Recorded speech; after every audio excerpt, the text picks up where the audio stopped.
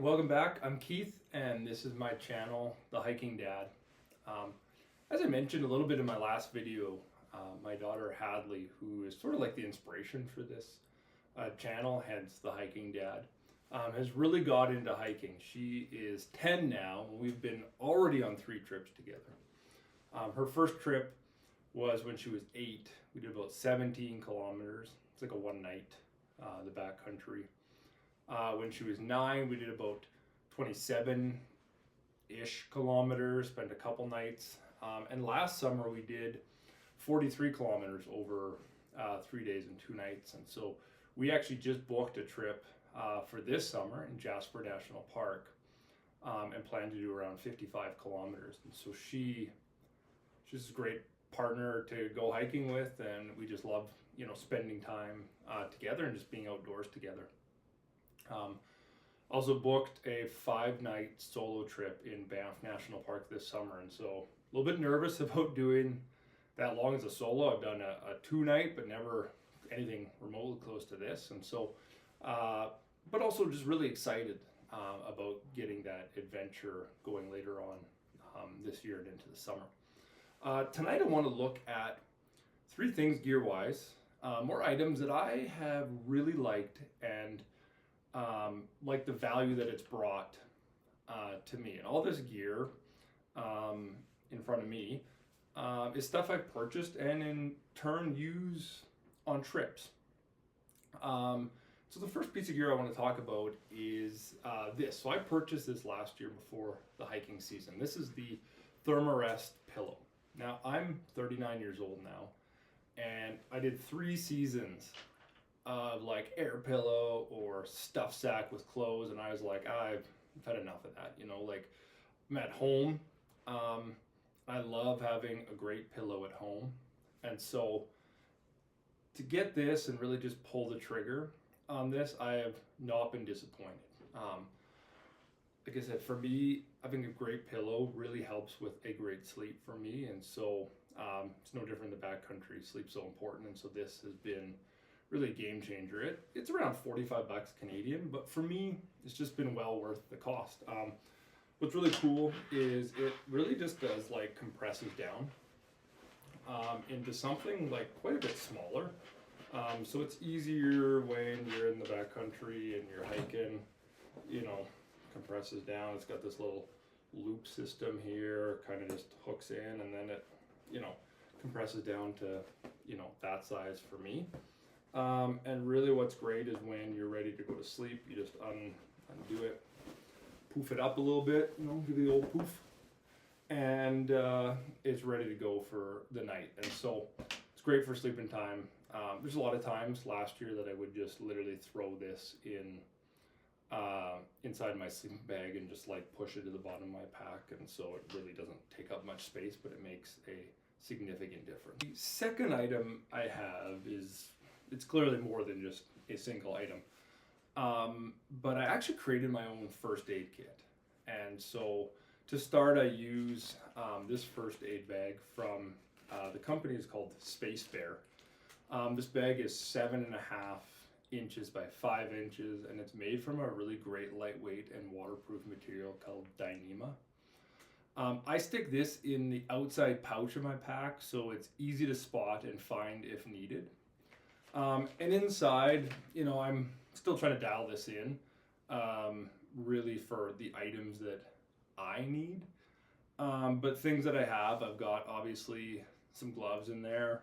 I've got some like Halls or, cough drop kind of things for dry mouth. I've got my patch repair kit in there. I've got some, small zip ties. I thought that might be a cool add-on. Band-Aids, never know. Lots of these are Disney princesses, because I have 2 girls, and so we got Disney princess Band-Aids. That's just it. We've got some wipes, alcohol wipes, normal wipes, right here. I got some lip chap, which is great to have on trail. Afterbite, now I'm sure I can get like a smaller container of Afterbite, but that's just what I have there. I got some gauze. Part of my pack, and then I've just got like a a mash of different things. So I've got like Buckley's Complete Sore Throat. I've got Robaxacet pills. I've got Reactin. I've got ibuprofen liquid. I got Tylenol regular strength. Now what I've done is, you can see I've just put these in Ziploc bags, and then I label every single one of these. So Robaxacet, and then I've got these are like my Buckley's. And then they just say complete sore throat, sinus, fever, chills, headache, runny nose, itchy eyes, day and night version of those. And so everything's just like labeled, which is very helpful if you need it. This is, I just found this little metal kind of tube, and then I just wrapped, it's called Leukotape, which is fantastic for blisters, and so I just bring some of that instead of bringing the entire roll, which is pretty big. I just bring bits of it because you don't need a lot for that. And then finally in here I just have a multi tool that I have. It's got like knife on it, it's got a file on it. I'm not gonna try to open this all up. It's got scissors on it, like, you know. So this is just a little guy that's pretty helpful. I got a little pair of tweezers. So I mean, this picked up for like $30. It's just nice to have as part of the kit. And so all of that fits into this bag. And so making my own, I've just found to be pretty helpful. And the bag, because it's this great red, it says first aid right on it. Like I mentioned, I leave it at the back of my pack on the outside in a pouch. I know it's going to be waterproof there and very easily accessible as I need it. So the third item I pack, I'll admit, is honestly somewhat unknown. Now I've heard about this product, but I have yet to use it. So I get it. I said I use all this stuff. This one I haven't yet. So now there are a few different brands of this if you're looking on Amazon, but this is called the Camping Moon Multi-Adapter. And as you can see, this product has two ends on it, and they're for attaching a fuel canister, and one on each end. And this will allow me to refill, I don't know, say the small one from the big one and help me save on space. And so really it's just about being able to use all the fuel you have. And so if you've got like a big one that's got, you know, a tiny little bit left in it, you don't have to bring the whole thing. Or if you got a small one that's got a bit, you know, like it can save, and vice versa, you can pop it in there. And so I think this thing is going to be very useful. This item is like $25 on Amazon. So like I said, I've not used it, heard a lot about it, but I think this is gonna be a really good, useful tool. And so these are the three items or things that I wanted to highlight for you. So again, the Thermarest pillow, great addition to my pack. First aid kit, making my own from Camping Moon, from Space Bear on this, great addition. And then finally the little multi adapter for fuel from Camping Moon. As part of this channel, I just like to leave with quick thought on a scripture or passage of scripture, maybe some verses from the Bible. And today is going to be from Psalms chapter 13. It says, "How long, Lord, will you forget me forever? How long will you hide your face from me? How long must I wrestle with my thoughts and day after day have sorrow in my heart? How long will my enemy triumph over me? Look on me and answer, Lord my God. Give light to my eyes, or I will sleep in death.